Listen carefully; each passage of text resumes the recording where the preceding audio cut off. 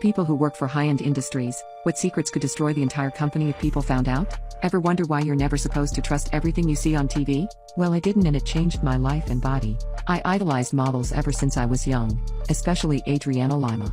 She was the first model I remember as a kid from advertisements, and she was just so beautiful. I grew up wanting to be just like her, a model walking the runway in the most gorgeous angel wings and pretty outfits. So, I tried my hardest to make those dreams into a reality. I made sure to always watch my diet, exercise regularly, and keep my skin wrinkle-free and glowing.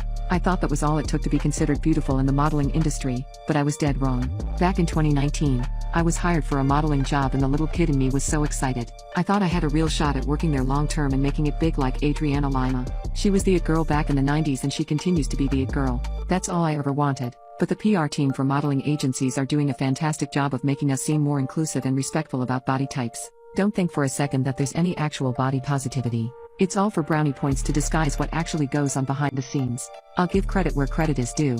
They're on point about it. I thought I had the hottest body when I walked in on my first day, but the guy who took all my measurements the day I was hired thought otherwise. They're so methodical during their judging process. They'll tell you to eat less and less until you're reduced to a Yolanda Hadid diet, and sometimes even that isn't enough. At the beginning of every month, all models are given a list of targets that specify what measurements we needed to increase or decrease. A common one was that our thighs were too big or we needed to get rid of the belly pouch. You mean our uterus? My list contained various things, but in bold the words flat chest were written on top of the page. Apparently, my body was going to be used to promote bras. Thing is, my honker are B cups, which are already decent and big enough. But no, they told me to make them bigger, by 2 whole inches. This literally seemed impossible without plastic surgery, and I straight up told the guy who ordered me to fix my measurements that I wasn't going to do that because my honker could be used as they were, or they could just hire someone who naturally had more to work with, but he said that would mean hiring a big person, which was totally out of the question. This repulsed me, but I needed a job and they were paying well, so I didn't just walk out, which looking back at it, I should have.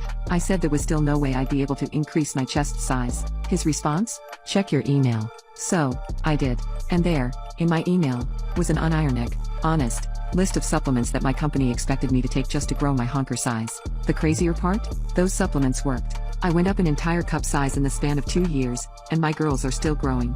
I no longer work for that modeling agency, but now, my agent has me working with a new designer who is even more particular about the supplements I take. He's sort of a freak about it. I tried to go to Walgreens to buy the stuff, but his requirements are so specific that he literally had to send me links for each one. He'll only let me take vitamin B supplements, biotin from some random Chinese company, collagen supplements from this random company in Korea, and most importantly B Vitality B pollen for my chest because he thinks my old supplement was hindering my potential. It sounded like a load of crap to me, but I guess my agent knew what he was doing though, because my body and skin have never looked so good before. But even though I look natural, please just know that everything in the modeling industry now is a result of supplements, diets, and pure wealth. Natural beauty isn't enough anymore if you want to survive as a model. It's just a starting point.